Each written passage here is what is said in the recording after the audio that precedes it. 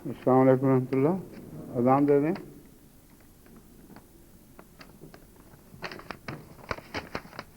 अल्लाहु अकबर, अल्लाहु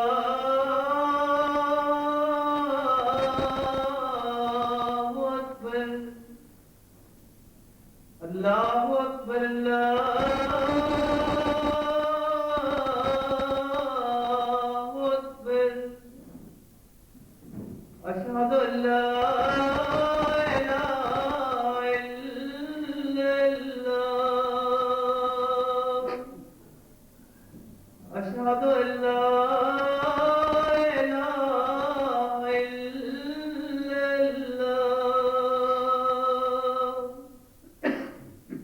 अशहदु अन्ना मुहम्मदर रसूलुल्लाह,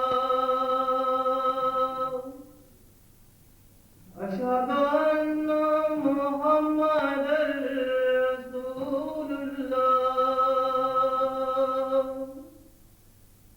हय्य अलस्सलाह,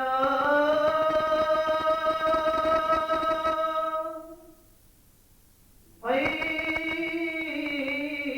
अलस्सलाह,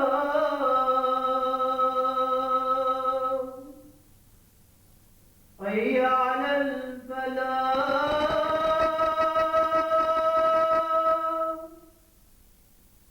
हय्य अलल फलाह।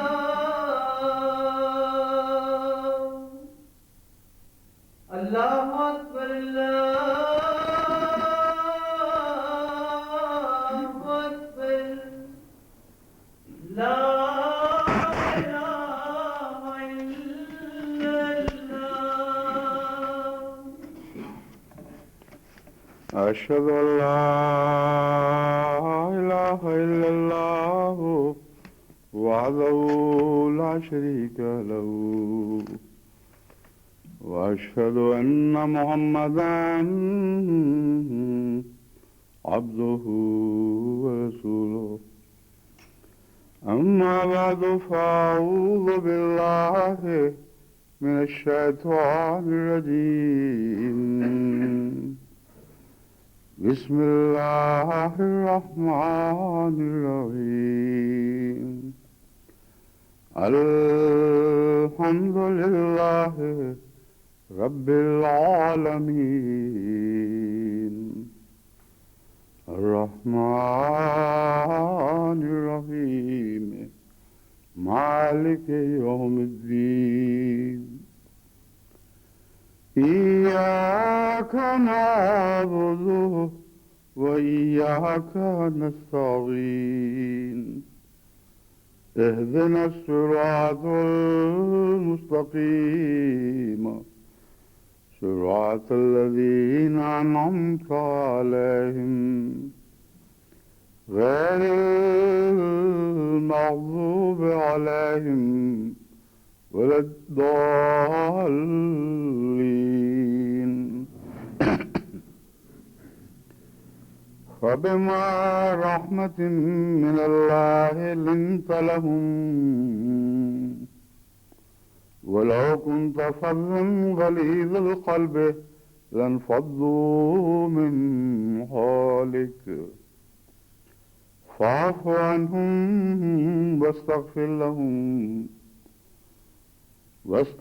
लहुम वशाविरहुम फ़िल अम्र फ़इज़ा अज़म्त फ़तवक्कल अलल्लाह इन्नल्लाहा युहिब्बुल मुतवक्किलीन। इन यंसुरकुमुल्लाहु फला गालिब लकुम व इन यख़्ज़ुलकुम फमन ज़ल्लज़ी यंसुरुकुम मिन बअदिही व अलल्लाहि फ़ल्यतवक्कलिल मोमिनून। सूरह आले इमरान आयात 161 और 160। इन आयात का ताल्लुक़ इस्लाम के निज़ाम शूरा से है और उसकी बुनियादी सिफ़ात इसमें ان آیات میں بیان فرمائی گئی ہیں۔ ذکر حضرت اقدس محمد رسول اللہ صلی اللہ علیہ وآلہ وسلم سے شروع ہوتا ہے اور اس رحمت کے ذکر سے جو خدا تعالیٰ نے آپ پر بطور خاص فرمائی۔ فبما رحمت من اللہ لنت لہم، تو مومنوں کے لیے نرم ہو گیا اس رحمت کی بنا پر جو تجھ پر خدا تعالیٰ کی طرف سے نازل ہوئی تھی۔ بس مجلس شورا کا آغاز اس رحمت سے فرمایا گیا ہے، یا نظام شورا کا آغاز اس رحمت سے فرمایا گیا ہے جو خدا کی طرف سے حضرت محمد رسول اللہ پر نازل ہوئی، اور مما رزقناہم ینفقون کے مضمون کے تابع آپ سے پھر وہ رحمت دوسرے بنی نوع انسان میں اس طرح جاری ہوئی کہ جو قریب تر تھا اس نے سب سے زیادہ فیض پایا، ورنہ رحمت للمومنین کا مضمون بتا رہا ہے کہ آپ کی رحمت محض صحابہ کے لیے خاص نہیں تھی، تمام بنی نوع انسان کے لیے تھی، جیسا کہ اللہ کی رحمت سب بنی نوع انسان کے لیے ہے، بلکہ ہر مخلوق پر حاوی ہے۔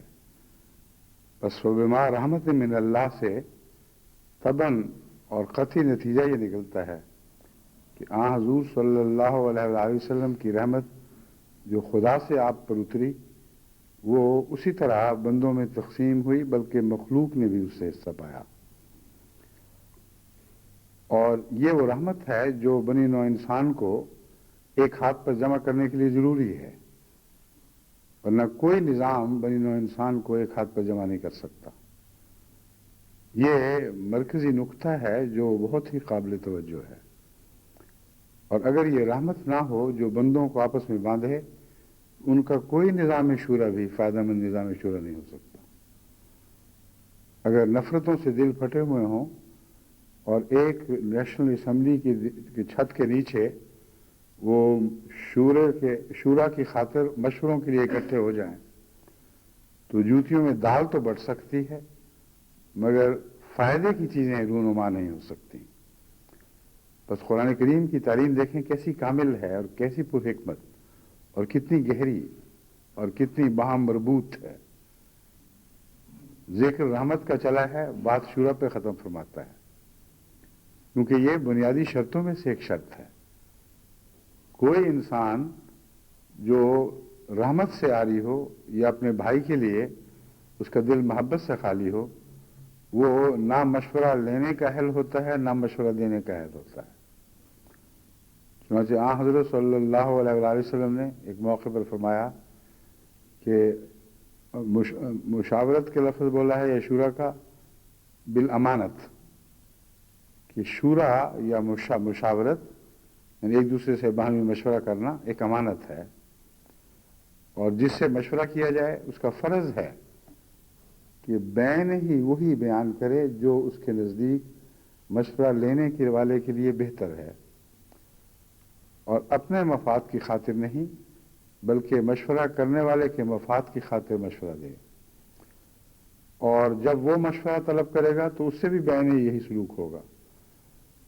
بس یہ بات آپس کے تعلقات میں ہی نپ سکتی ہے، ورنہ ناممکن ہے۔ ورنہ اگر آپس میں محبت نہ ہو، ایک دوسرے کے بدخواہ لوگ ہوں، تو جب بھی مشورہ مانگا جاتا ہے کوئی چکر والا مشورہ دیا جاتا ہے تاکہ اس سے مشورہ لینے والا تباہ ہو جائے۔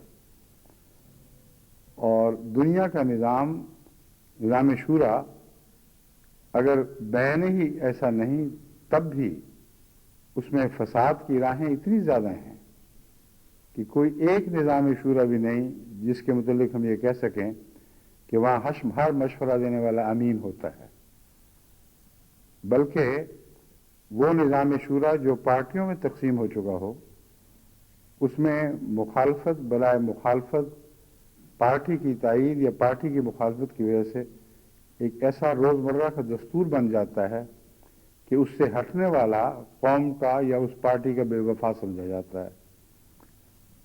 ابھی انگلستان کی پارلیمنٹ میں بھی ایسے واقعات ہوئے، ایک پرانے کنزرویٹو ممبر نے کسی اختلاف کی وجہ سے جس کو اس نے اصولی اختلاف قرار دیا، پارٹی سے علیحدگی کا اعلان کیا اور بہت شور پڑا اس پر، اور ان کی اپنی کانسٹیٹیوشن میں بھی ان کے خلاف مخالفت میں آوازیں اٹھائی گئیں،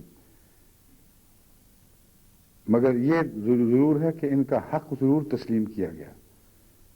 چھوٹے اور غریب ملکوں میں تو حق کے ساتھ ایسا حق استعمال کرنے والا بھی مارا جاتا ہے، مگر بہرحال نظام ہے، نظام میں کجی ہے، اور اس نظام کی روح سے الا ماشاء اللہ، جیسا کہ میں نے مثال دی ہے، خواہ انسان حق سمجھے یا نہ سمجھے، پارٹی کی وفاداری کا تقاضا یہ ہے کہ پارٹی کے ساتھ رہیں، اور اسلامی نظام میں پارٹی کا وجود ہی کوئی نہیں ہے،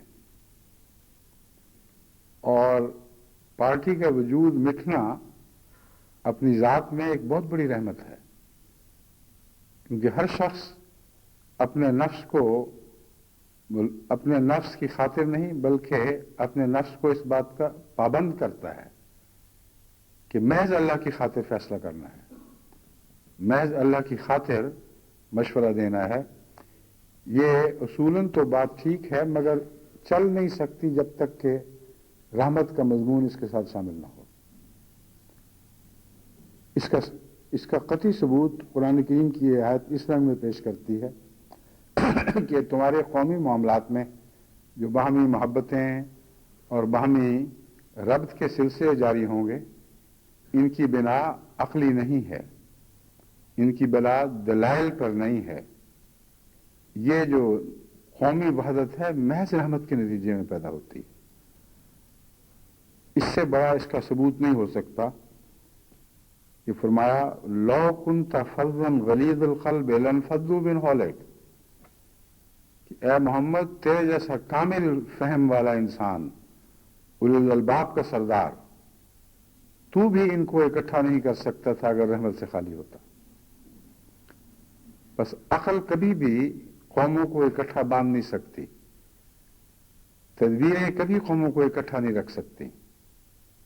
ایک مرکز پر جمع ہونا رحمت سے تعلق رکھتا ہے، باہمی محبت اور پیار اور ایک دوسرے کا ادب، ایک دوسرے کا خیال، ایک دوسرے کے مفادات کو اپنے مفاد سمجھنا، یہ سب رحمت کے تقاضے ہیں جن کے نتیجے میں قومی وحدت ظہور میں آتی ہے۔ بس فرمایا فبما رحمت من اللہ لنت لہم، تجھ پر جو خدا کی رحمت ہے وہ تو اتنی ہے کہ اسی رحمت کا ایک طبی تقاضا تھا کہ تو ان کے لیے نرم پڑ گیا۔ حضرت صلی اللہ علیہ وآلہ وسلم کو یہ کیوں فرمایا کہ رحمت کی وجہ سے تو نرم پڑا ہے؟ وجہ یہ ہے کہ جہاں ایبسولوٹ لیڈرشپ ہو وہاں متاحت کے لیے نرمی رفتہ رفتہ غائب ہونی شروع ہو جاتی ہے، سوائے اس کے کہ اللہ کا حوالہ ہمیشہ پیش نظر رہے۔ اور یہ ایک ایسا طبی اصول ہے جس کے تابع جتنا بلند مرتبہ اور زیادہ طاقتور بادشاہ ہوگا اتنا ہی اپنے آپ کو غریبوں کے مسائل کے خیال کرنے کا کم پابند پائے گا، اتنا ہی اس میں ایک ایسی غنا پیدا ہوتی چلی جائے گی جو قابل تعریف غنا نہیں بلکہ قابل مذمت غنا ہے۔ وہ سمجھتا ہے کہ اگر کوئی میرا کچھ بگاڑ نہیں سکتا تو مجھے کیا ضرورت ہے اس سے ہنس کے ہی بات کروں۔ بس یہ وہ مضمون ہے جس کی وجہ سے حضرت صلی اللہ علیہ وآلہ وسلم کو بطور خاص خدا تعالی نے چن کر فرمایا کہ تو اپنی تمام عظمتوں کے باوجود اگر خدا کی رحمت تجھے بطور خاص عطا نہ ہوتی تو ضروری نہیں تھا کہ ان کے لیے نرم ہوتا، کیونکہ انسانی فطرت کے تقاضے ہیں۔ یہ فطرت انسان کو بعض دفعہ اپنے بہاؤ پر اس طرح لے کے چلتی ہے کہ چلنے والے اور بہنے والے کا کوئی اختیار نہیں ہوا کرتا۔ موونگ پلیٹ فارمز ہوتے ہیں، کشتیوں میں سمندروں کے دریاؤں کے بہاؤ کے ساتھ لوگ مسافر خود بخود آگے بڑھتے ہیں۔ بس یہ وہ مضمون ہے جو فطرت کے ساتھ تعلق رکھتا ہے۔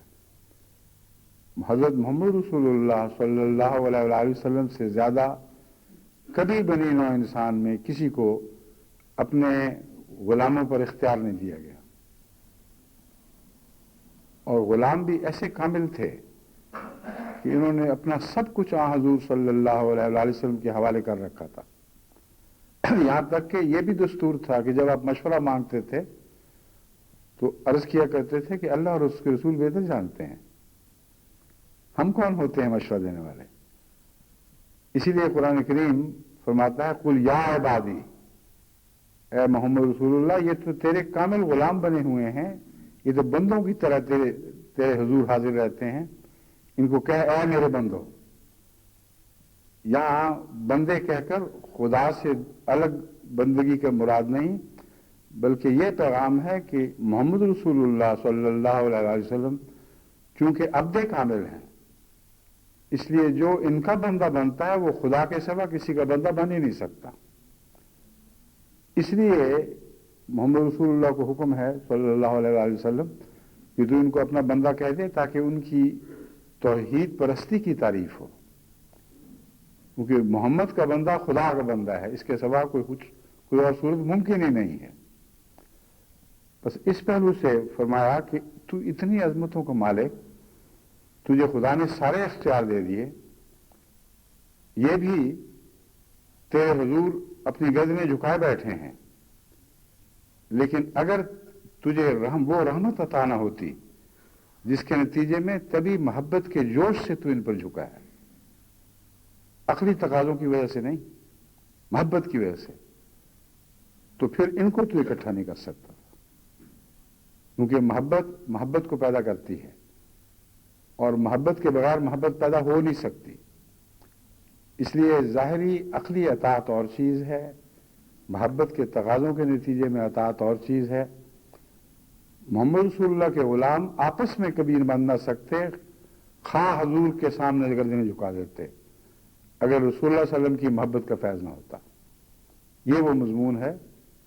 और फिर बिलाखिर हज़रत सल्लल्लाहु अलैहि वसल्लम से भी दूर हटना शुरू हो जाते, क्योंकि जिसको मोहब्बत से ना बांधा गया हो वो उज़र ढूंढता है, जरा से भी उज़र पैदा हो जाए तो वो भड़क उठता है और दूर निकल जाता है। लेकिन मोहब्बत हो तो बड़ी से बड़ी सजा को भी इंसान खुशी से कबूल कर लेता है। मोहब्बत हो तो बड़ी से बड़ी सख्ती भी दिल पर इतनी नागवार नहीं गुजरती कि इंसान का दिल अपने मोहब्बत के रिश्ते तोड़कर अलग हो जाए। कुछ देर गम की हालत रहेगी, मगर फिर रहेगा वहीं के वहीं, उससे दूर हट नहीं सकता। ये जो कशिश सिकल है, ये भी तो मोहब्बत ही है, इसके सिवा इसकी और कोई ताकत नहीं। अमर वाक़या यह है कि मोहब्बत दुनिया की हर ताकत से बढ़कर ताकत है। चुनांचे कशिश सिकल का राज साइंसदान इतनी तरक्की और गौर व फिक्र के बावजूद भी आज तक हकीकत में समझ नहीं सके, और जो ज्यादा दानिश्वर हैं और हक परस्त हैं वो तस्लीम करते हैं कि हमें इसकी समझ नहीं आई। मुझे याद है एक दफा डॉक्टर अब्दुल सलाम साहब से गुफ्तगू के दौरान, वो जानते हैं जिन्होंने 4 बुनियादी ताकतों को आपस में मिलाने के लिए 2 को राज समझ गया और 4 की बजाय 3 ताकतें रह गई हैं, जिनके मतलब रिश्ते ढूंढे जा रहे हैं, किन रिश्तों से इनको वहां मिलाकर एक बनाया जाए। लेकिन आखिरी ताकत कशिश सिकल की है। कशिश सिकल की ताकत इतनी मुश्किल है समझने के लिहाज से कि हिसाब बेकार हो जाते हैं, कुछ समझ नहीं आती कि इसको किस तरह जाहिर किया जाए कि ताकत है क्या चीज। जिस कुव्वत के साथ जमीन हर चीज को अपने गिर्द समेटे हुए है, जो एनर्जी खर्च हो रही है उस पर, वो इतनी भी नहीं कि एक इंसान अपने हाथ में किसी वजन को उठाए तो उस पर जो खर्च होती है उतनी हो। क्योंकि मोहब्बत दोनों तरफ है। जमीन जिन चीजों को खींच रही है वो चीजें जमीन की तरफ खींचती चली आ रही हैं। इसलिए मोहब्बत के मजमून को समझे बगैर ये साइंस का मजमून हल हो ही नहीं सकता। बस अल्लाह ताला ने भी मोहब्बत के करिश्मे से तमाम कायनात को आपस के बंधनों में बांधा है, और उसी मोहब्बत के नतीजे में फिर दूसरी ताकतें पैदा होती हैं। मसलन बिजली की ताकत है, इलेक्ट्रिसिटी है, ये कशिश सिकल की बरह रास्त मरहून मिन्नत है। अगर कशिश सिकल ना हो तो कोई चीज اوپر اٹھ کے نیچے نہیں گرے گی تو طاقت نہیں پیدا کرے گی. اور بہت سے بارش کا پانی جب گرتا ہے تو پھر اس سے بجلی بنتی ہے. وہ گرتا کیوں ہے؟ کشش ثقل کی وجہ سے گرتا ہے. لیکن یہ مضمون بہت تفصیلی ہے، اس کی بحث میں نہیں میں جاؤں گا. میں یہ بتانا چاہتا ہوں کہ رحمت کا جو ذکر ہے یہ سب سے بنیادی طاقت ہے جس سے آگے سب طاقتیں پھوٹتی ہیں.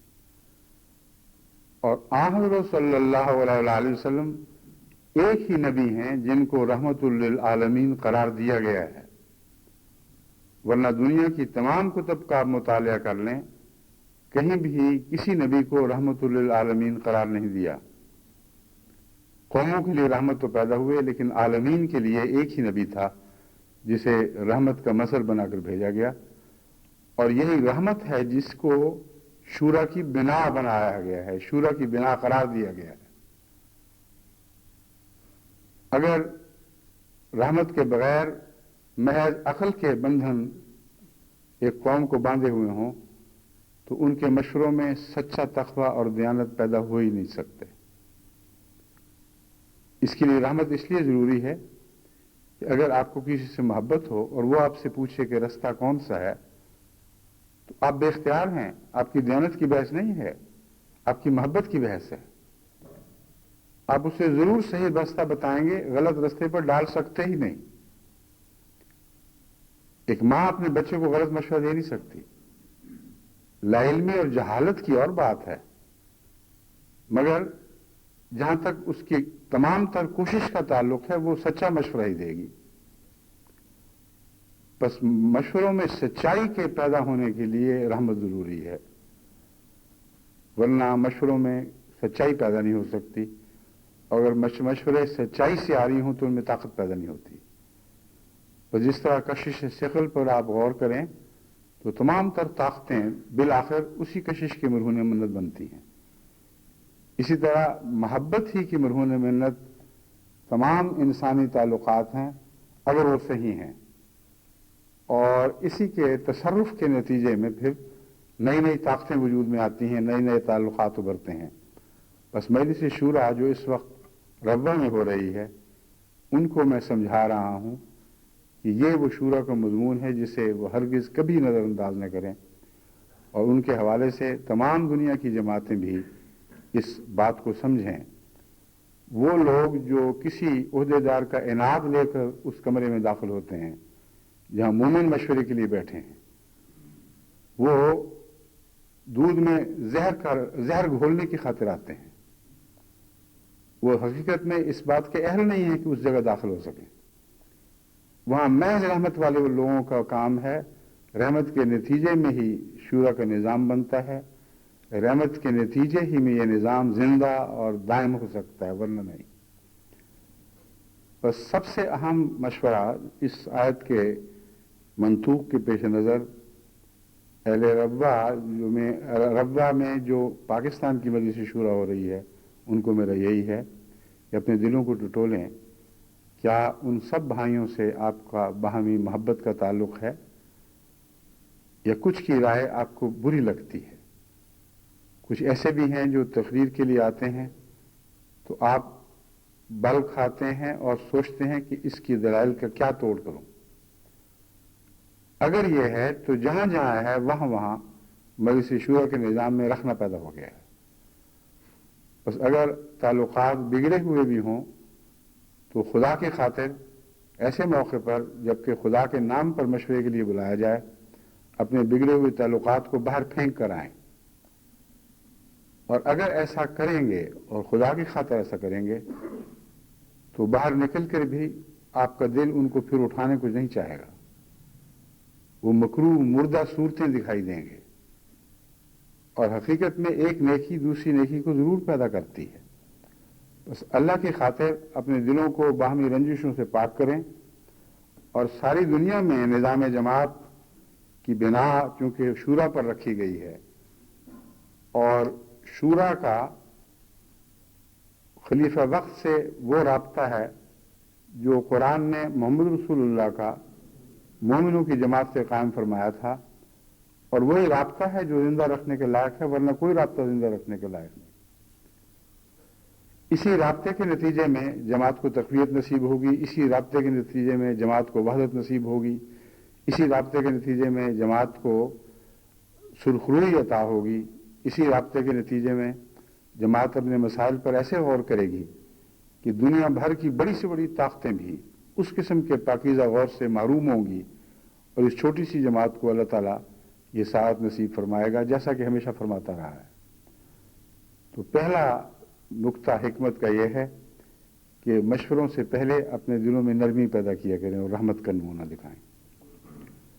قرآن کریم نے اس مضمون کو ایک اور لطیف انداز میں بھی بیان فرمایا جب رسول کی خدمت میں مشورے کے لیے حاضر ہوا کرو تو کچھ صدقہ دیا کرو۔ وہاں صدقے سے مراد ہدیہ بھی ہے، جیسا کہ حضرت خلیفہ المسیح اول نے مثلا اس مضمون پر تفصیل سے روشنی ڈالی، اور ایک یہ مسلمہ ترجمہ چلا آ رہا ہے، ہدیہ بھی ہے، اور اگر کسی غریب کو صدقہ دیا جائے خدا کی رضا کی خاطر کہ اللہ تعالیٰ صحیح معنوں میں اپنا مضمون پیش کرنے کی توفیق بخشے اور صحیح مشورہ حاصل کرنے کی توفیق بخشے، تو یہ بھی اس میں شامل ہے۔ اس لیے ہرگز اسے ہدیہ پر محدود نہیں کیا جا سکتا، ہرگز لازم نہیں کہ جو بھی پیش ہو وہ ہدیہ دے۔ چنانچہ خدا تعالیٰ فرماتا ہے، بعض لوگوں کو شاید یہ سن کر شاک گزرے تو فرمایا آشفقتم، تم ڈر گئے ہو اس بات سے کہ کچھ دینا ہوگا، نہیں دے سکتے، استغفار کرو، کچھ نہ دو۔ مگر وہ دینے میں حکمت کیا ہے؟ وہ حکمت وہی محبت کے رشتے ہیں۔ اس کے نتیجے میں ایک طبی محبت کا رشتہ پیدا ہوتا ہے جو دو طرفہ ہے اور دونوں طرف برابر اثر دکھاتا ہے۔ اس مضمون سے ہٹ کر عام انسانی تعلقات پہ غور کریں تو آپ کو آسانی سے بات سمجھ آ جائے گی۔ جب بھی آپ کسی کو محبت کی وجہ سے تحفہ دیتے ہیں تو نہیں کہا جا سکتا کہ اس کو زیادہ خوشی ہوئی ہے کہ آپ کو زیادہ خوشی ہوئی ہے۔ تحفہ دینے والا کبھی بھی گھٹن محسوس کر کے تحفہ نہیں دیا کرتا، وہ تو ٹیکس ہوگا یا چٹی ہوگی۔ تحفے کے اندر محبت کا مضمون ایسا داخل ہے کہ اسے الگ کیا جا ہی نہیں سکتا۔ بس یہ خیال کہ جو تحفہ دیتا ہے وہ دوسرے کو خوش کرتا ہے، یہ بالکل سادہ بچگانہ خیال ہے۔ امر واقعہ یہ ہے کہ تحفہ دیتا ہے تو اس کو سجاتا اس لیے ہے کہ دوسرا خوش ہو، ورنہ دینے والا خوش نہیں ہوگا۔ بس در حقیقت دینے والے کو اپنی خوشی زیادہ منظور ہوا کرتی ہے، کیونکہ اس تحفے کے بدلے وہ پیار جیتنے جاتا ہے اور جانتا ہے کہ پیار ملے گا، اس لیے وہ زیادہ پیار لینے کی خاطر تحفے کو اس طرح سجا کر بنا کر پیش کرتا ہے اور نظر رکھتا ہے کہ دیکھیں کیا اثر ہوا ہے اس کا۔ اور بعض لوگ کہتے ہیں ہم آپ کے سامنے کھول کے دکھاتے ہیں کیا چیز ہے۔ یہ کوئی رسمیں نہیں ہیں، دکھاوا نہیں ہے، یہ محبت کے رشتے ہیں، اور محبت سے ایسی باتیں خود بخود پیدا ہوتی ہیں۔ بس حضرت صلی اللہ علیہ وآلہ وسلم سے بھی جہاں مشورہ لینے کا ارشاد ہے وہاں اس مضمون کو پھر داخل فرما دیا گیا، اور خدا تعالیٰ سے رشتے باندھنے کے لیے فرمایا اپنا سب کچھ اپنے ارادے کے لحاظ سے اس کے حضور حاضر کر دو۔ التحیات للہ ہے، ہر روز نماز نے ہمیں یہ عہد یاد دلایا، ہر نماز کے تشہد میں ہمیں یہ یاد دلائی گئی بات کہ تم نے خدا سے ایک سودا کیا ہوا ہے، ان اللہ اشتری من المؤمنین انفسهم واموالهم بان لهم الجنہ، کہ اللہ نے سب مومنوں سے ایک ایسا سودا کر لیا ہے کہ اب نہ ان کے اموال ان کے رہے، نہ ان کی زندگیاں ان کی رہیں، سب کچھ خدا کے ہو گئے ہیں۔ تو جب ہو چکے تو پھر جب چاہے جتنا چاہے اس میں سے طلب کر لے۔ اور اس مضمون کو فرمائے کوئی ٹیکس نہیں ہے، بس چندوں کا نظام آپ دیکھیں، اس میں ادنا بھی ٹیکس کی بو نہیں ہے، ورنہ جو ٹیکس ادا نہ کرے اسے کئی قسم کی سزائیں ملتی ہیں اور پکڑا جاتا ہے، مجبور کیا جاتا ہے۔ مگر نظام چندے کے نظام میں ایک تب پوری آزادی حاصل ہے، جو چاہے قربانی پیش کرے، جو چاہے نہ کرے، کیونکہ یہ تحفہ ہے۔ اگر خدا سے اتنا سا اس کا تعلق ہے کہ جو کچھ اس نے دیا تھا وہ بھی اس کے حضور لوٹا نہیں سکتا، تو اسی حد تک وہ عہد کی پابندی سے الگ ہو گیا۔ اور جو سزا کا تصور ہے وہ صرف بدعہدی کے نتیجے میں طبی نتائج ہیں، حقیقت میں کوشن نہیں ہے۔ مثلا ہم کہتے ہیں کہ جو چندے نہیں دیتا اس کو مجلس شورا میں ووٹ دینے کا حق نہیں، کسی مرکزی عہدہ سنبھالنے کا حق نہیں۔ اس کی وجہ یہ ہے کہ یہ خدا کی محبت کے تحفے اس کو اس بات کا اہل بناتے ہیں، اس کے نتیجے میں اس کے دل میں پاکیزگی پیدا ہوتی ہے، اور جس سے وہ محبت کرتا ہے اس کا ثبوت یہ ہے کہ اپنے جان عزیز کو بھی اس کی حضور میں پیش کر دیتا ہے، اپنے کمائے ہوئے مالوں کو بھی جو اسے بہت محبوب ہوتے ہیں اس کے حضور پیش کرتا ہے۔ اگر ایسا کرتا ہے تو محبت کے رشتوں میں باندھا ہوا ہے، اس کا مشورہ قیمتی ہے، اس کے مشورے کی قدر ہے، اس کے کام میں برکت ہوگی۔ مگر اگر ایسا نہیں کرتا تو خدا کو ایسے شخص کے مشوروں کی ضرورت کیا ہے؟ یعنی خدا والوں کو، اس کا نظام چلانے والوں کو ایسے شخص کے مشوروں کی نہ ضرورت ہے، نہ ان کی نظر میں کوئی قیمت ہے۔ بس اگر یہ سزا آپ سمجھتے ہیں تو یہ ایسی سزا تو نہیں کہ اس کے نتیجے میں وہ پیسے دینے پر مجبور ہو جائے۔ بعض لوگ جو خدمت نہیں کر سکتے، چندے نہیں دے سکتے، وہ وقت بھی قربان نہیں کرتے۔ بہت کم ہیں جو ایسا کرتے ہیں کہ چندوں میں ہاتھ روک لیتے ہیں اور وقت کی قربانی کے لیے آ جاتے ہیں۔ ان میں بھی یاد رکھو کہ ان کے وقت کی قربانی محبت کی وجہ سے نہیں ہوتی، دکھاوے کی وجہ سے ہوتی ہے۔ وہ سمجھتے ہیں کہ یہاں عہدے سنبھالنا ہماری دنیاوی عزت کا موجب ہے۔ وہ سمجھتے ہیں ہم اگر کاموں میں آگے آئیں گے تو ہماری چودراہٹ بڑھے گی۔ ایسے لوگ ابتلاؤں میں سب سے پہلے مارے جاتے ہیں۔ اسی لیے میں جماعت کو بار بار نصیحت کرتا ہوں کہ خدمت کے کام لیں، لیکن یاد رکھیں جو خدا کی راہ میں مالی قربانی کرتا ہے وہی وفادار ہے، وہی وقت پر آپ کے کام آئے گا۔ ورنہ ویسے چودراہٹ کے لیے آگے آنے والے ہر ابتلا میں ٹھوکر کھا سکتے ہیں، اور بنیادی طور پر ٹھوکر کھائے ہوئے لوگ ہیں، وہ فتنوں میں مبتلا لوگ ہیں جن سے آپ کام لے کر دھوکہ کھا رہے ہیں کہ گویا وہ خدا کی خاطر خدمت کر رہا ہے۔ چنانچہ بسا اوقات میں نے عملاً اس غرض سے جائزہ لیا ہے کہ وہ لوگ جو منافقانہ رنگ رکھتے تھے، جن کے نفاق ننگے ہوئے، ان کی مالی قربانی کا جائزہ لیا تو صفر نکلا، یا اتنا معمولی کہ گویا وہ سانس اٹکانے کی خاطر کچھ دے رہے ہیں مگر سخت مجبوری کی پیش نظر۔ اور اس کی ایک نہیں، دو نہیں، تین نہیں، جب بھی کوئی ابتلا آیا ہے میں نے ہمیشہ ایسے لوگوں کے ریکارڈ نکلوائے اور دیکھا تو پتہ لگا کہ پتہ نہیں کیوں دھوکے کی وجہ سے کسی کو پتہ نہیں چلا کہ یہ تو خالی کھوکھلے لوگ تھے، ان سے کام لینا ہی نہیں چاہیے تھا، ان کے سپرد اہم ذمہ داریاں کرنی ہی نہیں چاہیے تھیں۔ مگر لا علمی میں یا بظاہر بعض دفعہ کسی کی شان و شوکت ایسی ہوتی ہے کہ انسان سمجھتا ہے اتنا مخلص آدمی ہو سکتا ہے بھلا کہ یہ قربانی میں پیچھے ہو، اس لیے مزید جستجو ہی نہیں کی جاتی اور ان کو کاموں میں قبول کر لیا جاتا ہے۔ اور جب وقت آتے ہیں تو ان کے کاموں میں خلا نکلتے ہیں، ان کے کاموں میں کمزوریاں رہ جاتی ہیں۔ بعض دفعہ ان کے جماعت کے نام پر کیے ہوئے معاہدوں میں ایسے رکھنے ملتے ہیں کہ کوئی ایسا شخص جو محبت کی وجہ سے خدا کی خاطر قربانی دینے والا ہو، وہ اس بے اعتنائی سے وہ معاہدے کر ہی نہیں سکتا۔ ایک ایک پیسے کی خاطر اس کی جان نکل رہی ہوتی ہے، اپنی خاطر نہیں بلکہ اللہ کی خاطر، کہ میں خدا کا امین ہوں، کہیں کوئی ایسا سودا نہ ہو جائے جس سے ہمیں کوئی نقصان پہنچے۔ تو یہ سارے مضامین آپس میں ایک دوسرے سے ملے ہوئے ہیں۔ بس شورا کے لیے دوسرا مشورہ یہ ہے اور بڑا اہم ہے کہ جو خدا کی خاطر قربانیاں دینے والے ہیں ان کو آگے لایا کریں، اور اپنی سوچوں میں اس مضمون کو داخل کریں ہمیشہ کہ انتخاب کرتے وقت محض ظاہری طور پر اچھے سمجھدار لوگ آپ کے پیش نظر نہ رہیں، یہ دیکھا کریں کہ ان میں ٹھوس خدمت کرنے والا، تقویٰ سے مشورہ دینے والا کون ہے، اور کس کا سب کچھ خدا کے لیے حاضر رہتا ہے۔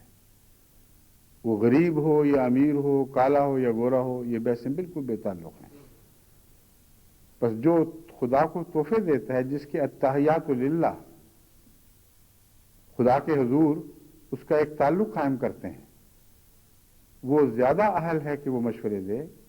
اس مجلس شورا میں انتخاب کے وقت جانی اور مالی قربانیاں دونوں ہی پیش نظر رہنے چاہیے،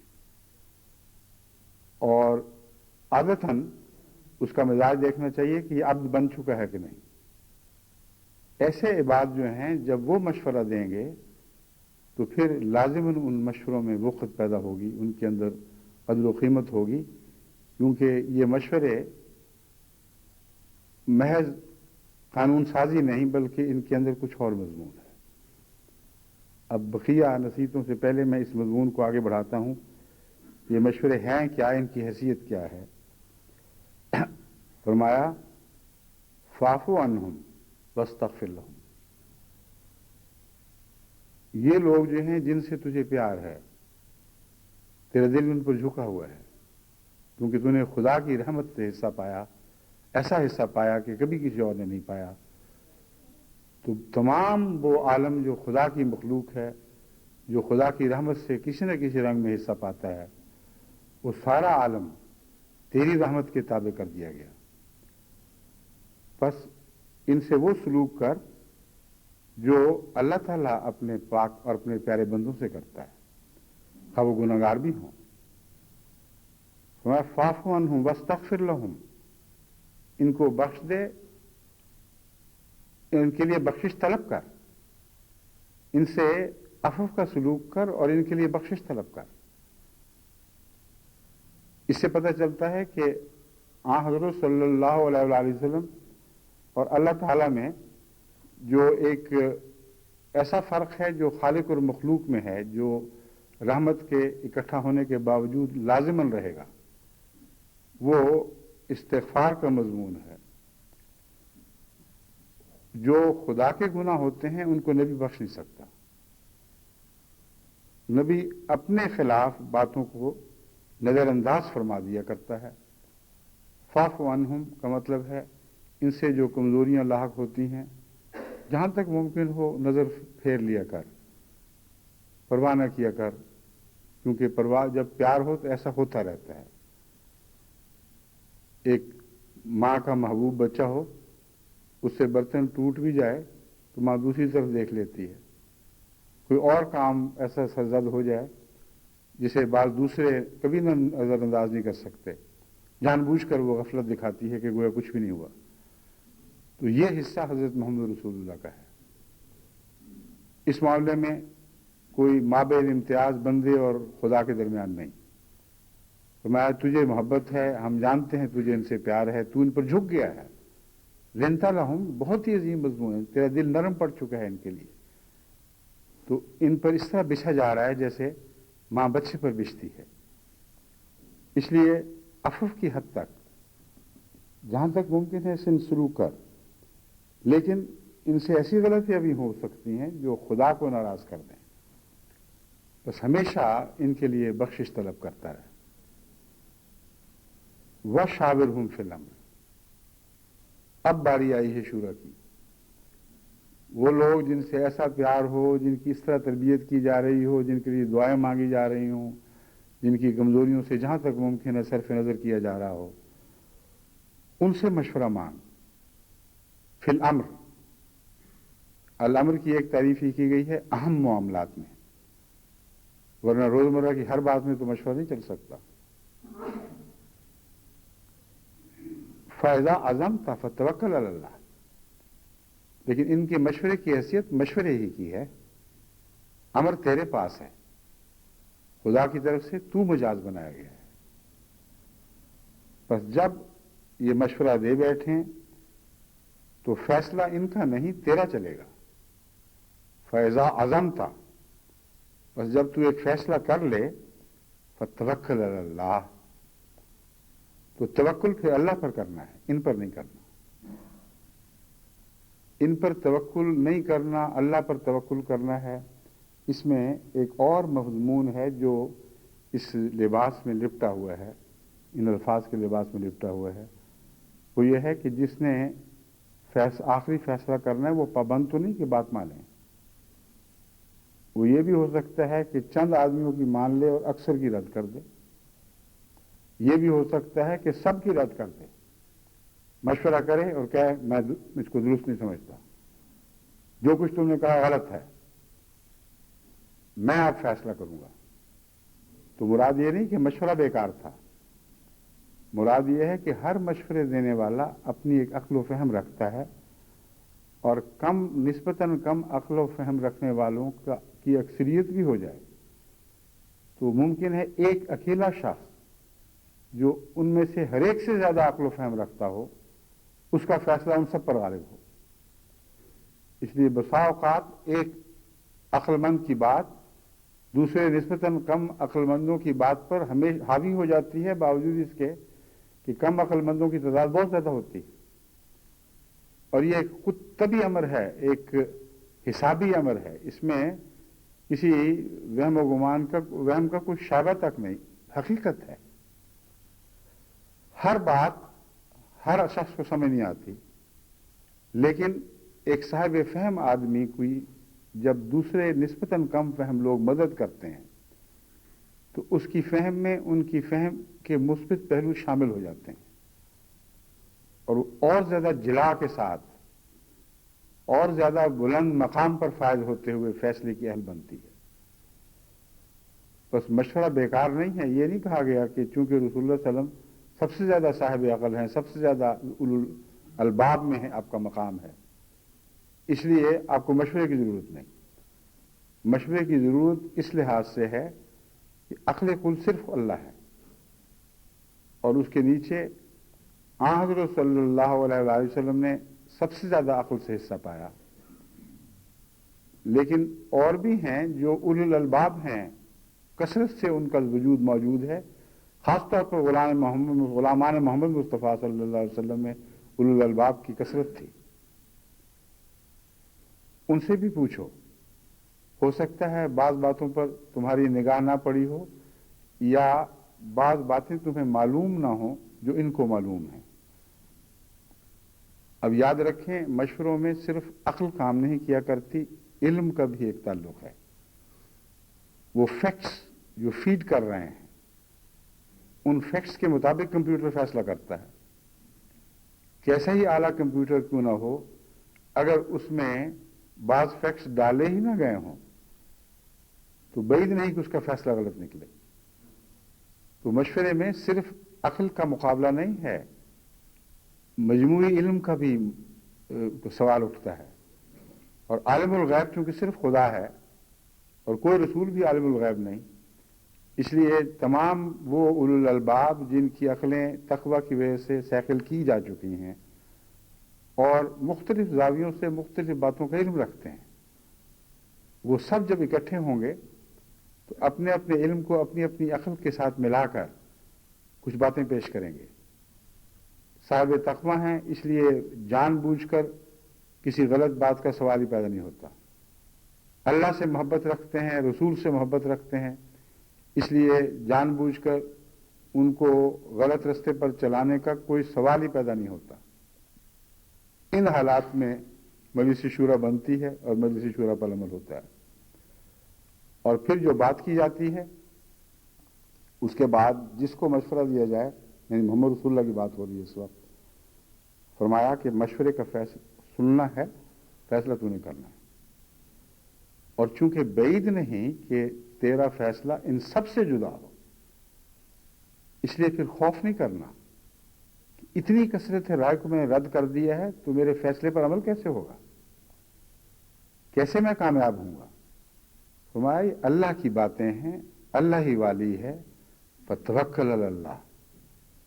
بس فیصلہ کرتے وقت ادنا خیال بھی اکثریت کا یا بندوں کا، اپنے مشیروں کا دل میں نہیں لانا، क्योंकि वो शिरक है। फिर फैसला चूंकि तूने अल्लाह की खातिर किया है, इसलिए तवक्कुल अल्लाह ही होगा, इसके सिवा तो तवक्कुल किसी चीज पर किया जा ही नहीं सकता। और तवक्कुल का मतलब है कि जरूर अल्लाह तेरी मदद फरमाएगा। अल्लाह तवक्कुल करने वालों को खाली नहीं छोड़ा करता। तो इस रंग में जो भी फैसले जमात अहमदिया करती है, क्योंकि हजरत अक़दस मोहम्मद रसूलुल्लाह की गुलामी में जिस जमाने में जो भी अमीर बनाया गया हो, उसी को मशवरे पेश होंगे और उसको ये इख्तियार मिलता है फिर कि चाहे तो फैसले को कबूल करे, चाहे तो रद्द कर दे।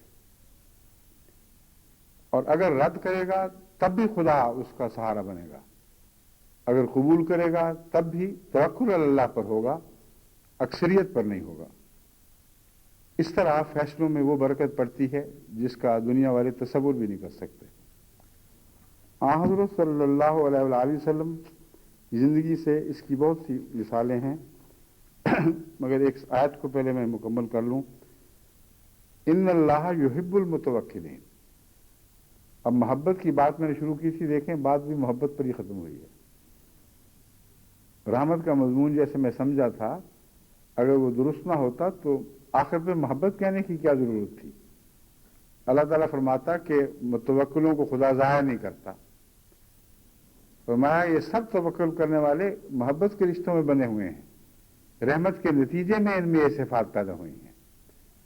रहमत के नतीजे ही में फैसला रद्द होने के बावजूद जरा भी दिल पे मैल नहीं आता।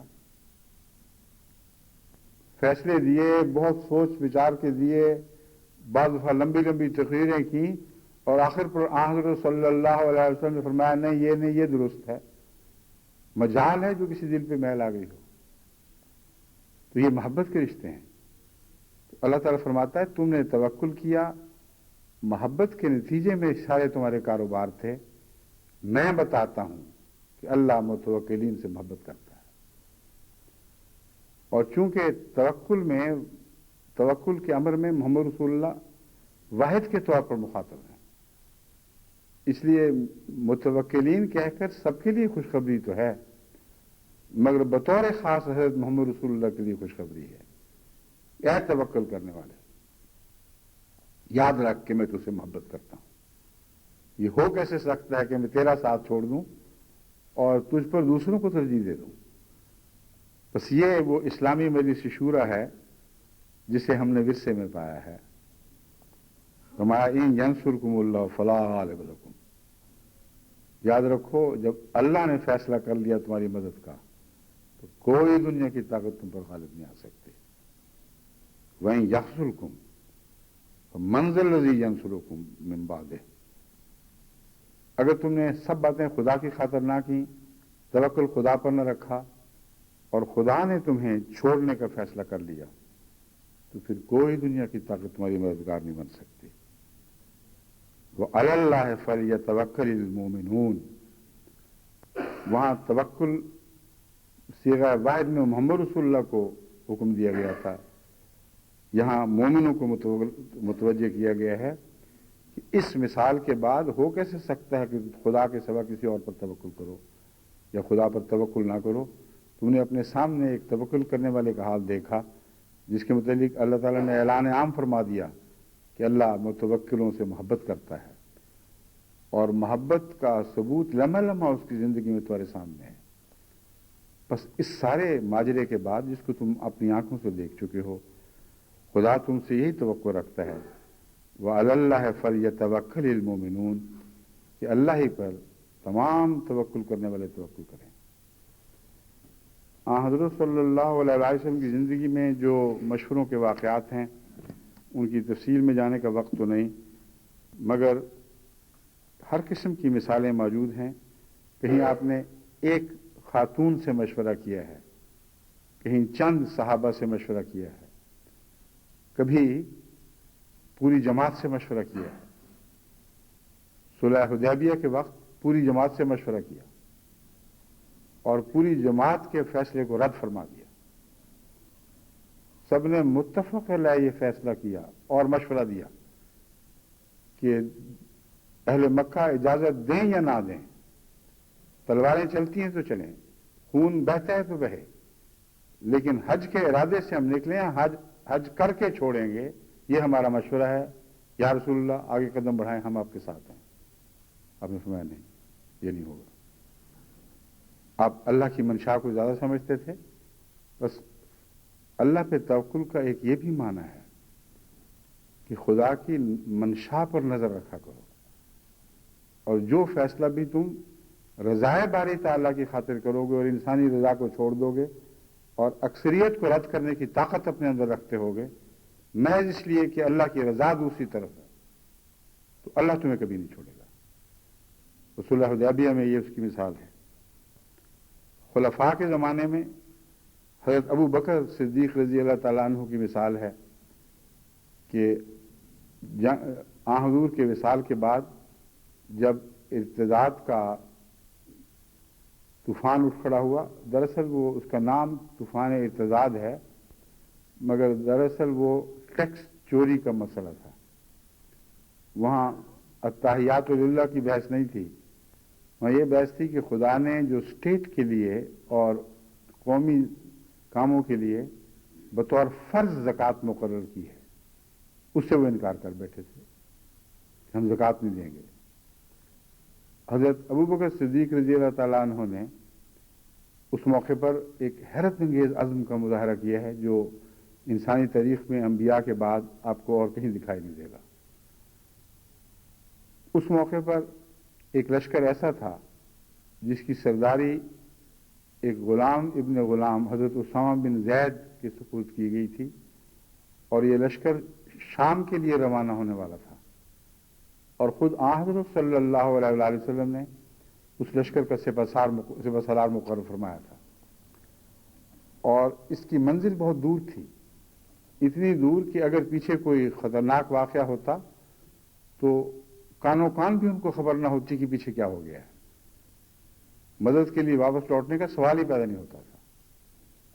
چنانچہ تمام صحابہ نے بال اتفاق حضرت ابو بکر کو یہ مشورہ دیا رضی اللہ تعالیٰ عنہم کہ اس موقع پر نہ بھیجیں، بہت خطرناک حالات ہیں، کیسے ممکن ہے کہ اتنے بڑے جوان اور آزمودہ سپاہی ہم سے نکل جائیں اور پھر ہم باقیوں کا مقابلہ کر سکیں گے؟ بہت خطرناک حالات ہیں، اس کو پوسٹ پون کر دیں، ٹال دیں اس کے وقت کو۔ حضرت ابو بکر نے جو جواب دیا حیرت انگیز ہے۔ ہمارے ابن ابی قحافہ کی مجال کیا ہے کہ جو فیصلہ محمد رسول اللہ کا آخری فیصلہ ہو، آپ کی کرسی پر بیٹھ کر میں پہلا فیصلہ اس فیصلے کو منسوخ کرنے کا کروں؟ میں ہوتا کون ہوں؟ اس پہ اب قائم رہے اور سارے صحابہ کا فیصلہ رد کر دیا۔ اگر مجلس شورا کا یہ تصور ہوتا کہ محمد رسول اللہ کو تو اختیار تھا مگر آپ کے مسند پر بیٹھے ہوئے آپ کے غلاموں کو اختیار نہیں ہے، تو صحابہ اٹھ کھڑے ہوتے کہتے ابو بکر ہم نے محمد رسول اللہ کے اس فوقیت رکھنے والے حق کو تو تسلیم کر لیا تھا، مگر تیرے حق کو تسلیم نہیں کریں گے، ہمارا سوچا سمجھا اکثریت کا فیصلہ ہے، تجھے ماننا ہوگا۔ کبھی ایک موقع پر بھی ایسا نہیں ہوا، اور ابو بکر کا فیصلہ چلا اور آپ نے اس کے ساتھ جو الفاظ بیان فرمایا اس سے آپ کا توکل ظاہر ہوتا ہے۔ کیسے میں اس فیصلے کو بدلوں؟ اگر تم کہتے ہو کہ نقصان ہے تو خدا کی قسم اگر مدینے کی گلیوں میں مسلمان عورتوں کی لاشیں بھی کتے گھسیٹتے پھریں تب بھی میں یہ فیصلہ نہیں بدلوں گا، کیونکہ میرے آقا اور مولا محمد رسول اللہ کا آخری فیصلہ تھا۔ ایسے لوگ ہیں جو توکل کرتے ہیں خدا پر، اور ایسے لوگ ہیں جن کے توکل کو خدا سچا کر دکھاتا ہے۔ بس یہ روح لے کر مجلس شورا کو ہمیشہ زندہ رکھیں، اسی روح کے ساتھ مجلس شورا زندہ رہے گی۔ متقی لوگوں کو چنیں، ان لوگوں کو چنیں جو خدا کے حضور محبت کے ہدیے پیش کرتے ہیں، جن کی نہ جانیں اپنی رہیں نہ جن کے مال اپنے رہے، وہ تمام تر خدا کے ہو گئے، پھر نہ دنیا کی پرواہ کریں نہ دنیا کی اکثریتوں کی پرواہ کریں، محض اللہ کی خاطر فیصلے کریں، اور یہ فیصلہ جب منظور ہو تو تمام تر آپ کی جانیں آپ کے دل اس کی منظوری کے ساتھ شامل ہو جائیں۔ جب یہ فیصلہ رد ہو تو تمام جان اور تمام دل کے ساتھ اور اپنی تمام طاقتوں کے ساتھ اس کے رد کرنے پر اکٹھے ہو جائیں. یہ وہ قوی مجلس شورا ہے جس کے بعد پھر دل پھٹ نہیں سکتے. امت واحدہ کو پھر کوئی ٹکڑے ٹکڑے کر کے الگ نہیں کر سکتا. اور لندہ لہم کے اندر یہ جان ہے، اس کی جان ہے. آپ بھی آپس میں محبت رکھیں اور پیار کے رشتوں پر کسی نفرت کے رشتے کو غالب نہ آنے دیں. اللہ تعالیٰ آپ کے ساتھ ہو اور اللہ تعالیٰ جماعت کی اس مجلس شورا کو ہمیشہ زندہ رکھے، کیونکہ اس شورا ہی میں جماعت احمدیہ کی جان ہے. اب میں کچھ اعلان کرنا چاہتا ہوں. انسانی زندگی بھی شب و روز کی طرح سیاہ و سفید کے دھاگوں میں بٹی ہوئی ہے. رات اور دن دو سفید اور سیاہ دھاگے ہیں. انسانی زندگی میں غم اور خوشی، کامیابیاں اور بعض پہلوؤں سے ناکامیاں، یہ دو رسے ہیں جن کے ساتھ انسانی زندگی بٹی ہوئی ہے. بس بیک وقت غم کی بھی خبر ہوتی ہے، خوشی کی بھی خبر ہوتی ہے. مومن کا کام یہ ہے کہ راضی برضا رہتے ہوئے اپنے قدم ہمیشہ آگے بڑھاتا رہے. نہ کسی غم کی وجہ سے اس کے قدم روکیں، نہ کسی خوشی کی وجہ سے اس کے اندر سیل انگاری پیدا ہو، اس کے اندر جھوٹے فخر و مداحات کے زہر اس کے عزم کو کمزور کر سکیں. یہ وہ بنیادی نقطہ ہے جسے ہمیں سمجھنا ضروری ہے. سب سے پہلے میں مجلس جماعت احمدیہ یو کے لیے اور ان کے حوالے سے سب دنیا کے لیے یہ خوشخبری پیش کرنا چاہتا ہوں کہ وہ مسجد کی زمین جس کے متعلق بہت جھگڑے اٹھے، بہت مخالفتیں ہوئیں، کوشش کی گئی کہ خدا تعالیٰ نہ کہ ہمیں اس حق سے محروم کر دیا جائے. اللہ تعالیٰ کے فضل کے ساتھ وہ آخری ڈیڈ طے ہو گئی، پیسے ادا ہو گئے. امیر صاحب نے آج آ کر خبر دی ہے کہ وہ قبضہ لے آئے ہیں. ماشاءاللہ مجھے لے لیا نا قبضہ، ماشاءاللہ. بہت ہی اہم جگہ ہے، شہر کے اندر گھری ہوئی اور بہت وسیع جگہ، بہت بڑی عمارت ہے. حفاظتی انتظامات خدا کے فضل سے سارے ہیں. ایسی مضبوط چار دیواری ہے جسے اگر عام جگہ لی جاتی تو کونسل نے ہمیں ویسی بنانے کی اجازت ہی نہیں دینی تھی، کیونکہ انڈسٹری وہاں تھی، اس لیے اس کی حفاظت کے لیے کونسل مجبور تھی. اور پھر خوشی کی بات یہ ہے کہ وہ تمام حفاظتی نظام، جو بہت قیمتی نظام اس کمپنی نے قائم کیا ہوا تھا، وہ سب کل پرزے، ہر چیز ہمارے سپرد کر کے وہ الگ ہو گئے ہیں. ہمیں تو اللہ کی حفاظت ہی ہے، مگر جو دنیا کا نظام ہے حفاظت کا، وہ بھی خدا کے فرمان کے مطابق ہمیں اختیار کرنا ہوتا ہے. بس اللہ کے فضل سے ایک بہت ہی اچھا سودا ہوا ہے. اللہ تعالیٰ آپ کو بھی اور تمام دنیا کی جماعتوں کو بھی مبارک کرے. اس کے ساتھ جو خدشات لاحق ہیں اگر کوئی ہیں تو اللہ خود ہی ان سے نپٹے اور جماعت کو ہر غضب سے محفوظ رکھے، اور جو اچھی باتیں اور امید افزا باتیں وابستہ ہیں اللہ تعالیٰ ان کو ہماری توقعات سے بھی زیادہ بڑھا دے. جو غم کی خبر ہے وہ اکثر پہنچ ہی چکی ہوگی دوستوں کو. ہماری سب سے زندہ بھائیوں میں سے سب سے بڑے بھائی اور زندہ بھابھیوں میں سب سے بڑے بھابھی کا کل انتقال ہوا ہے. حضرت سیدہ آمنہ، سیدہ ان معنوں میں کہ عزت کے لحاظ سے کہہ رہا ہوں، ورنہ وہ ذات کے لحاظ سے پٹھان تھیں. آمنہ طیبہ ان کا نام تھا. میری چھوٹی پھوپھی جان کی سب سے بڑی بیٹی تھیں. ہمارے دوسرے بھائی حضرت صاحبزادہ مرزا مبارک احمد صاحب کی اہلیہ تھیں. ان کا رشتہ ازدواجی تقریباً 50 سال سے زیادہ عرصے پر پھیلا ہوا ہے اور مثالی رشتہ تھا. سارے خاندان میں اگر کسی کو کوئی مثالی رشتہ پیش کرنا ہو تو ان کی طرف اشارہ ہوتا تھا. میاں بیوی کے آپس میں کوئی تعلقات بگڑتے بھی ہیں، یعنی وقتی طور پر رنجشیں بھی پیدا ہوتی ہیں، مگر ان کی رنجشیں کبھی دکھائی نہیں دیں. بہت ہی گہرے فہم کے ساتھ اور باہم افہام تفہیم کے ساتھ اگر کوئی کبھی آپس میں رنجش ہوئی ہے تو خود ہی اندر ہی طے کر لیا گیا. لیکن جہاں تک ایک مثال کا تعلق ہے، مجھے آج تک کبھی یاد نہیں کبھی بھی میں نے ان کو ملتے ہوئے اس طرح دیکھا ہو، یعنی دعوتوں میں یا باہر گھروں میں یا ہمارے وہاں جانے پر یا ان کے ہمارے آنے پر، کہ ان کے چہروں پر کبھی بھی کوئی رنجش کے آثار ہوں. اس پہلو سے بہت مثالی رشتہ تھا، اور ان کا نام آمنہ تھا اور طیبہ. اور امر واقعہ یہ ہے کہ آمنہ حقیقی معنوں میں آمنہ تھی، طیبہ حقیقی معنوں میں طیبہ تھی. شاید ہی کوئی بیوی ایسی ہو جس کے متعلق انسان اس وثوق کے ساتھ کہہ سکے کہ اس نے اپنے خاوند کے ہر حق کی امانت کا حق ادا کیا ہے، اور ہر طیب بات، کسی بھی طیب بات میں وہ چوکی ہو. عقل کا مجسمہ، بہت ہی سلجھی ہوئی طبیعت، اور حضرت چھوٹی پھوپھی جان کی تمام خوبیوں کی وارث، اور حضرت چھوٹی پھوپھا جان نواب محمد عبداللہ خان صاحب کی خوبیوں کی بھی وارث تھیں. آخری دنوں میں یعنی پچھلے کچھ عرصے سے یہ تشویشناک خبر مل رہی تھی کہ ان کو اندر ان میں کمزوری بہت پیدا ہو گئی ہے، جس کی وجہ سے گرنے لگ گئی تھیں، اور اس کی وجہ سے بہت تشویش تھی کہ خدا نخواستہ کہیں ایسی حالت میں گریں کہ ہڈی ٹوٹ سکتی ہے.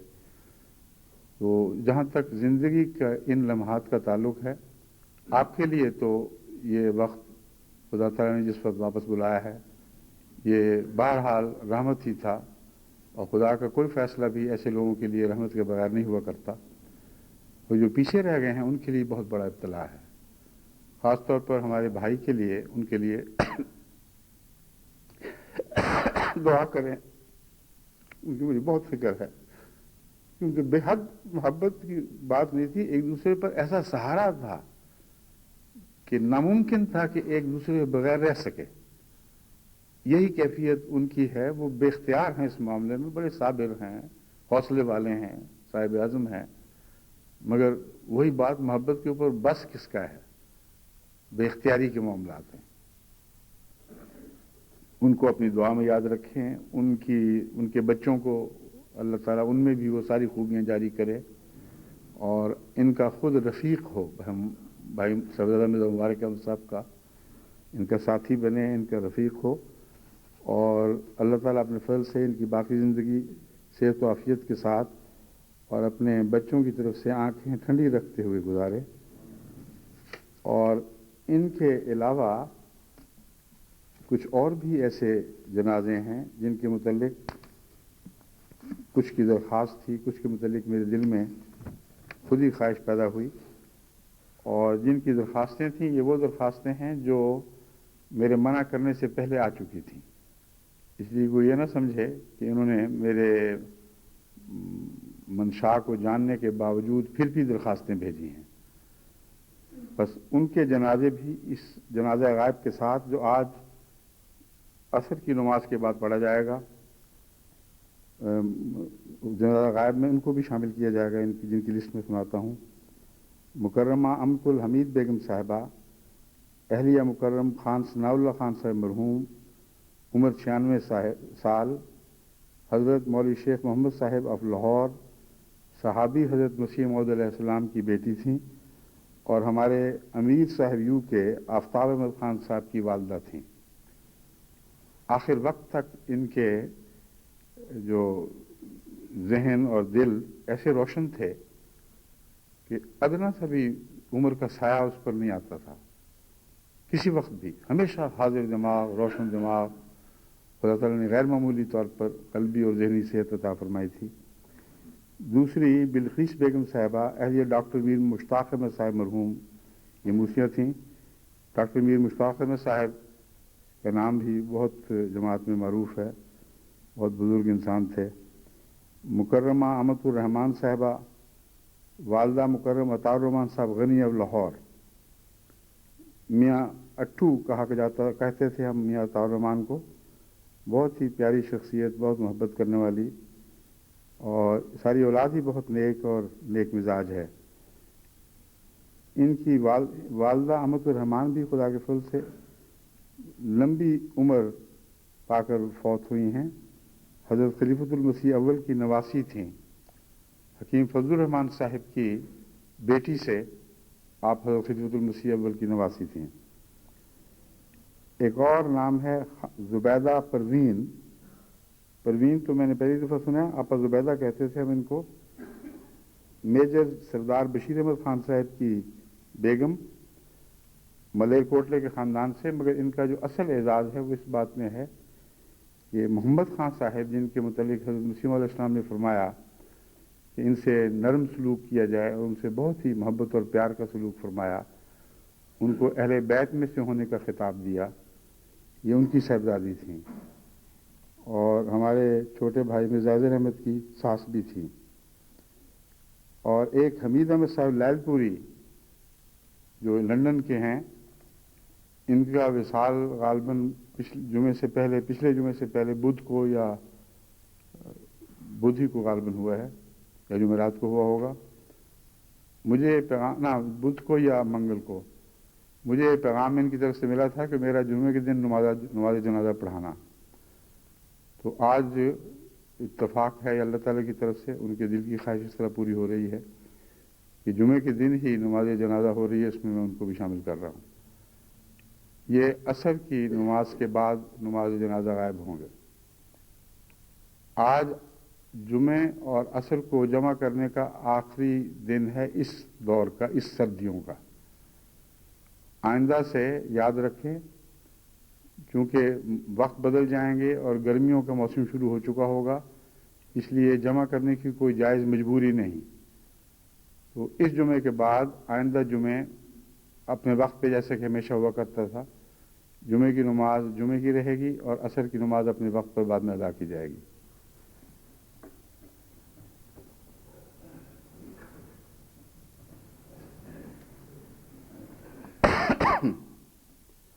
الحمد للہ نحمدہ ونستعینہ ونستغفرہ ونؤمن بہ ونتوکل علیہ ونعوذ باللہ من شرور انفسنا ومن سیئات اعمالنا من یہدہ اللہ فلا مضل له ومن یضللہ فلا ہادی لہ ونشهد أن لا إله إلا الله وحده لا شريك له ونشهد أن محمدا عبده ورسوله عباد الله رحمكم الله إن الله يأمر بالعدل والإحسان وإيتاء ذي القربى وينهى عن الفحشاء والمنكر والبغي يعظكم لعلكم تذكرون اذكروا الله يذكركم وادعوه يستجب لكم ولذكر الله أكبر۔ ایک منٹ ٹھہریں، ایک اور اعلان ہونے والا ہے۔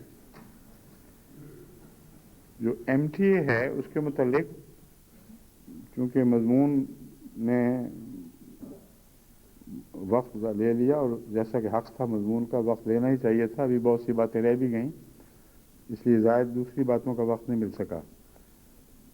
انشاءاللہ کل یا پرسوں سے، غالباً کل ہی سے، ہمارا ایم ٹی اے کا انٹرنیشنل کا جو دوسرا نظام ہے وہ پورے عالمی نظام کے طور پر شروع ہو جائے گا۔ امریکہ سے بھی رابطہ بحال ہو جائے گا، نظام ہوگا۔ لیکن میں یہ آپ کو متنبہ کرنا چاہتا ہوں کہ شروع میں جیسا کہ ٹیتھنگ پرابلمز ہوتے ہیں دانت نکالنے کی، 1 مہینہ 1.5 مہینے تک زیادہ سے زیادہ کچھ مشکلات درپیش ہوں گی۔ مثلا اب جب یہ شروع ہو رہا ہے تو باوجود اس کے کہ وہ بڑا ڈش اینٹینا جس سے ہم نے اس پروگرام کو اٹھانا تھا وہ تیار تھا، آ رہا تھا، مگر کسی قانونی دقت کی وجہ سے اس کو یہاں پہنچنے میں کچھ دیر ہو جائے گی، 2-3 دن اور لگیں گے۔ اس عرصے میں جو موجودہ نظام ہے اس کے اینٹینے کو ہی غیر معمولی طاقت دے کر، اور جو عالمی کمپنی سیٹلائٹ کی ہے اس نے یہ تعاون کیا ہے کہ وہ اپنے سیٹلائٹ کو بھی زیادہ سے زیادہ طاقت دیں گے۔ اس لیے اس وقتی خلا کو پور کرنے کی خاطر یہ انتظام ہے کہ جب تک اصل اینٹینا جو ہونا چاہیے وہ نہیں پہنچتا، موجودہ اینٹینے سے ہی پروگرام اٹھایا جائے گا۔ اس لیے اہل امریکہ ہوں یا دوسرے لوگ، وہ جب اگر کوئی اس میں ہلکی سی دھند پائیں یا کوئی خرابی دیکھیں तो सब्र से काम लें, चंद दिन की बात है, इंशाअल्लाह फिर जब असल निटाना आ जाएगा तो बहुत ही वाज़ेह तस्वीरें आएंगी। और अभी भी उन्होंने हमें उम्मीद यही दिलाई है कि अगर नक्स है तो मामूली होगा, बहुत ज़्यादा काबिल फ़िक्र नक्स नहीं होगा। और वो जो पाकिस्तान के लिए 24 घंटे का निज़ाम है, उसका सैटेलाइट हमें दरअसल पूरी ताकत का मई में मिलेगा, एशिया के लिए मेरा मतलब है।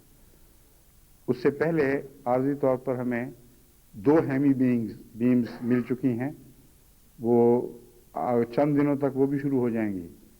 तो अफ्रीका का जो हिस्सा कटा हुआ था वो भी उसकी वजह से इंशाअल्लाह ताला इन प्रोग्रामों में पूरी तरह शामिल हो जाएगा। बहरहाल ये अप्रैल और मई ये 2 महीने हैं जो इस पहलू से खुदा के फजल से गैर मामूली बरकतें लेके आएंगे। और जमात को दुआ में याद रखना चाहिए कि जो भी आर्जी रोकें या मुस्तकिल बाज़ दफ़ा रोकें बनती हैं, अल्लाह ताला उन्हें दूर फरमा दे और कुल आलम को हम बेहतरीन पैगाम पहुँचा सकें। इतना खुदा के फजल से इसका इम्पेक्ट हो रहा है दुनिया पर, ख़ासतौर पर अरबों पर, कि आदमी हैरान रह जाता है। ऐसे ऐसे हैरत अंगेज़ ख़त मिल रहे हैं कि वो कहते हैं कि हम तो इत्तफ़ाक़न MTA देखने लगे और अब तो उसके बगैर रह ही नहीं सकते। और बाद देखते हैं कि हमें पता नहीं बैत किस तरह की जाती है, मगर आप हमें अहमदी समझें और हमें बताएं कि किस तरह हमने बाकायदा दाखिल होना है। एक खातून ने लिखा है कि मैं हाजिर हूँ, अगर बैत के लिए लंदन पहुँचना ज़रूरी है तो मैं लंदन पहुँचूँगी, मगर अब मैं बैत के बगैर रह नहीं सकती। तो ये बहुत ही गैर मामूली बरकतें हैं और रहमतुल आलमीन ही की बरकतें हैं, इसीलिए कुल आलम पर बरसते हैं। अल्लाह ताला इनको इनका फैज़ सारे ज़माने पर आम कर दे और हमारी मुश्किलात को दूर फरमाए।